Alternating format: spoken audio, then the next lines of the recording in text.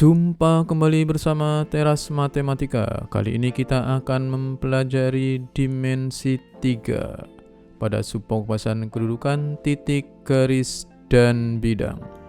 Titik, garis, dan bidang. Titik tidak dapat didefinisikan, biasa dinyatakan dengan tanda noktah atau dengan tanda silang. Nama sebuah titik biasanya menggunakan huruf kapital seperti A, B, C, D, P, Q, atau R, dan seterusnya. Sedangkan garis yang dimaksud adalah garis lurus, memiliki panjang tidak terhingga, digambarkan sebagian yang merupakan wakil garis dari garis tersebut.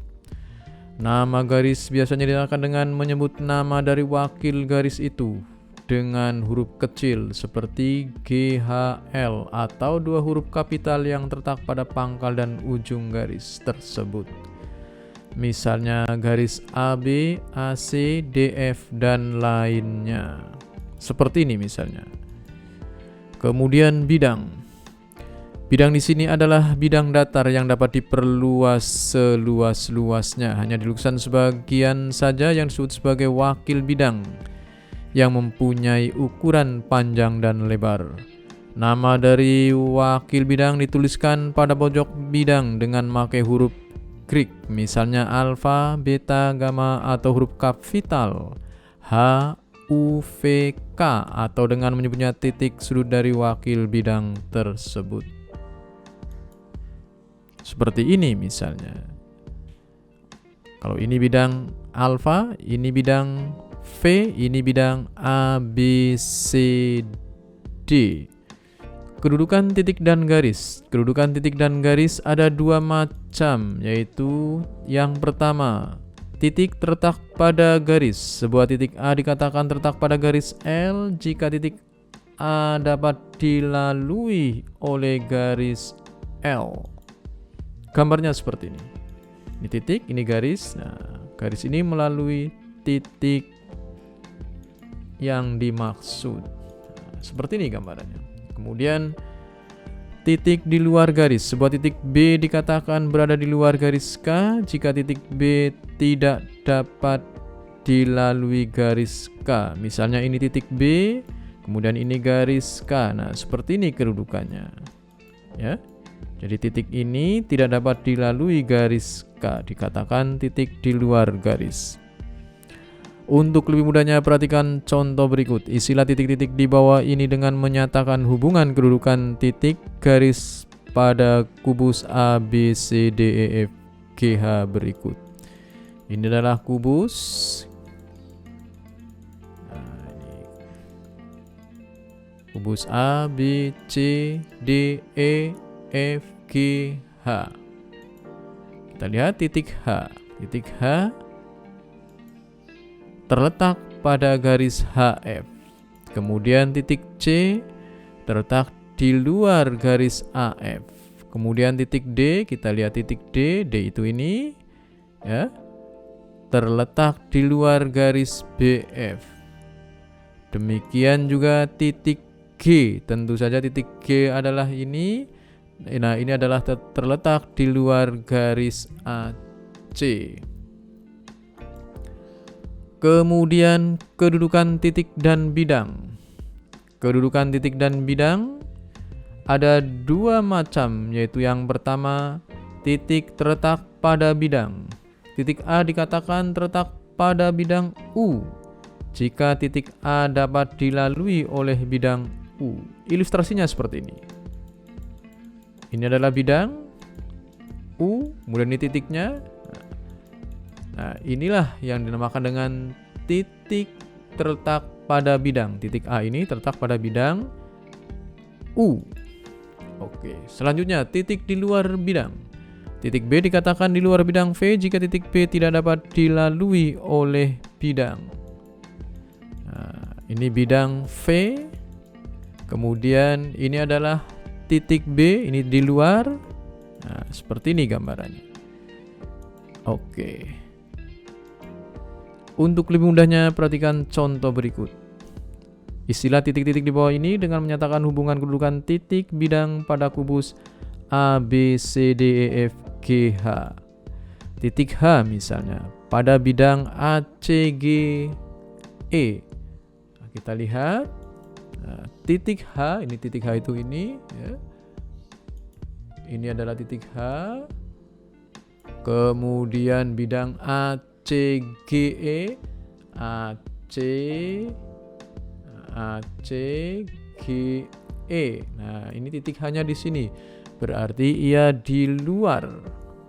Kemudian titik G terhadap bidang AFH. Kita lihat titik G. G itu adalah ini misalnya. Kemudian terhadap bidang AFH. AFH. Nah, ini AFH. Bidangnya adalah ini. Sehingga jelas bahwa titik G ini terletak di luar bidang AFH.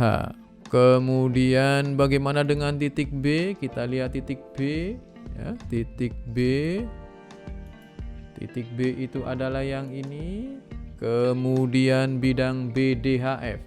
Bidang BDHF adalah ini, BDHF. Nah, ini adalah bidang BDHF. Dengan demikian jelas bahwa titik B terletak pada bidang BDHF. Kemudian kedudukan dua buah garis. Yang pertama, dua garis sejajar. Dua garis atau lebih dikatakan sejajar jika garis-garis tersebut terletak pada satu bidang datar dan tidak akan pernah bertemu atau berpotongan jika garis tersebut diperpanjang sampai tak hingga. Nah, ini misalnya satu garis, ini garis yang lain. Nah, garis ini dikatakan sejajar karena diteruskan dia tidak akan bertemu. Kemudian dua garis berpotongan, dua buah garis dikatakan saling berpotongan apabila garis tersebut terletak pada satu bidang datar dan mempunyai satu titik potong. Perhatikan garis ini. Nah, ini garis yang pertama, garis yang kedua terletak pada satu bidang. Kemudian ada satu titik potongnya yaitu ini. Ini adalah satu titik potongnya. Nah, yang seperti inilah yang dinamakan dengan dua garis berpotongan. Kemudian bagaimana dengan dua garis berimpit? Apa dua buah garis dikatakan saling berimpit jika garis tersebut terletak pada satu garis lurus sehingga hanya terlihat sebagai satu garis lurus saja. Ilustrasinya seperti ini. Ini adalah garis yang pertama berwarna merah. Kemudian ini adalah garis yang kedua. Nah, ini adalah berimpit. Ini dikatakan dengan dua garis yang berimpit. Dua buah garis bersilangan. Dua garis dikatakan bersilangan apabila garis-garis tersebut tidak terletak pada satu bidang datar dan tidak akan berpotongan apabila diperpanjang. Kita lihat misalnya garis AB. AB ini akan bersilangan dengan GF. Demikian juga AB akan bersilangan dengan EH. Lihat gambarnya. Hal yang sama terjadi juga garis AD tentu saja bersilangan dengan EF. Kemudian AD bersilangan juga dengan HG. CG bersilangan dengan EF. Oke. Kemudian kedudukan garis dan bidang.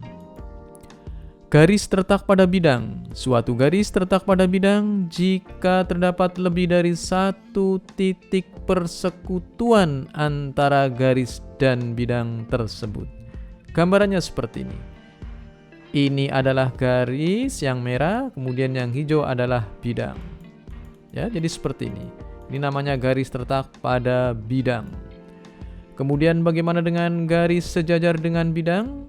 Sebuah garis dikatakan sejajar dengan bidang jika garis dan bidang tersebut tidak mempunyai satu pun titik persekutuan.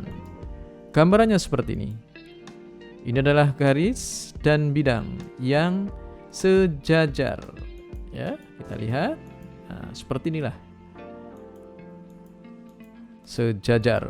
Tidak ada garis, tidak ada satu pun titik persekutuannya. Kemudian yang ketiga adalah garis memotong atau menembus bidang. Sebuah garis dikatakan motong atau menembus bidang jika garis tersebut dengan bidang hanya mempunyai satu titik persekutuan. Titik persekutuan inilah yang dinamakan dengan titik potong atau titik tembus. Gambarannya seperti ini. Ini adalah garis yang berwarna merah, kemudian bidang yang berwarna hijau. Ada satu titik persekutuan. Titik persekutuan adalah di sini misalnya. Nah, ini adalah titik persekutuan antara garis dengan bidang. Seperti ini gambarnya. Ya, seperti inilah. Oke, inilah garis yang memotong atau menembus bidang. Untuk lebih mudahnya, perhatikan contoh di bawah ini. Isilah titik-titik di bawah ini dengan menyatakan hubungan kedudukan garis dan bidang pada kubus A, B, C, D, F, G, H berikut. Nah, garis AE misalnya. Kita lihat garis AE terhadap bidang B, D, H, F. Nah, seperti ini ya. Ini adalah sejajar karena tidak ada titik persekutuannya. Juga tidak ada titik potongnya. Kemudian garis AG, kita lihat AG diagonal ruang AG dengan bidang ACGE. ACGE. Nah, ini adalah pada karena AG ya. AG terletak pada bidang ACGE. Kemudian kita lihat garis EF pada bidang EFGH. Nah, ini juga pada garis EF terletak pada bidang EFGH. Selanjutnya garis BD dengan bidang ADHE. Nah, ini adalah memotong atau menembus. Jadi garis BD memotong atau menembus bidang ADHE. Kemudian kita lihat garis DF dengan bidang BCGF. Nah, ini juga memotong atau menembus. Kemudian garis BD, kita lihat garis BD dengan bidang AFH. Ternyata dia adalah sejajar karena tidak akan menemui titik persekutuan. Kemudian garis GE, kita perhatikan garis GE terhadap bidang ABCDE. Nah, ini juga sejajar karena tidak ada titik persekutuan atau titik potongnya antara bidang ABCD dengan garis EG. Perhatikan garis GC. Ya, garis GC dengan bidang ABFE. Nah, ini GC-nya, ini, kemudian ini bidang ABAF-nya. Ternyata ini juga dikatakan sejajar. Nah, sejajar ya. Oke. Kemudian kedudukan dua buah bidang. Kedudukan dua buah bidang di dalam satu ruang, kemungkinannya yang pertama adalah dua bidang saling berimpit. Nah, dua buah bidang dikatakan saling berimpit jika setiap titik di satu bidang juga terletak pada bidang yang lainnya. Ini misalnya bidang berwarna merah, kemudian ini ada bidang berwarna biru. Nah, ini ya, dua bidang ini berimpit. Karena apa? Setiap titik pada satu bidang juga terletak pada bidang lainnya. Kalau ada titik pada bidang yang berwarna biru, maka otomatis dia juga terletak pada bidang yang berwarna merah. Ya, seperti ini kedudukannya. Kemudian dua bidang sejajar. Dua bidang sejajar jika dua bidang saling sejajar jika tidak ditemukan satu pun titik persekutuan. Nah, misalnya ini antara yang biru dengan yang merah, kita perhatikan. Nah, ini adalah sejajar. Nah, tidak ditemukan satu titik pun persekutuannya. Ya. Oke. Kemudian bagaimana dengan dua titik saling berpotongan? Dua bidang saling berpotongan, dua buah bidang saling berpotongan jika terdapat tepat satu garis persekutuan. Nah, ini seperti inilah. Nah, ini ada garis persekutuannya, itu adalah ini. Ya, ini namanya garis persekutuan antara bidang yang ini dengan yang ini. Nah, ya.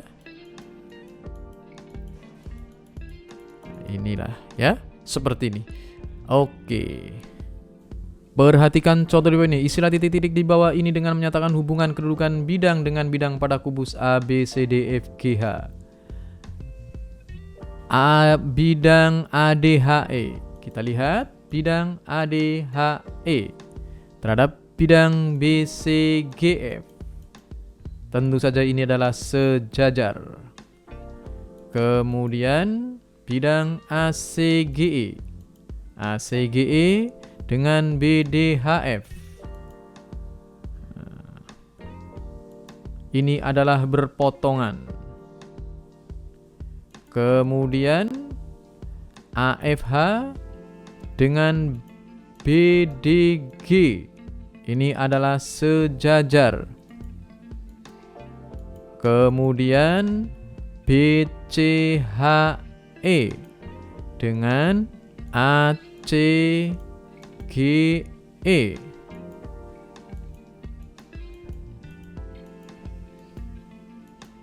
Tentu saja berpotongan. Kemudian bidang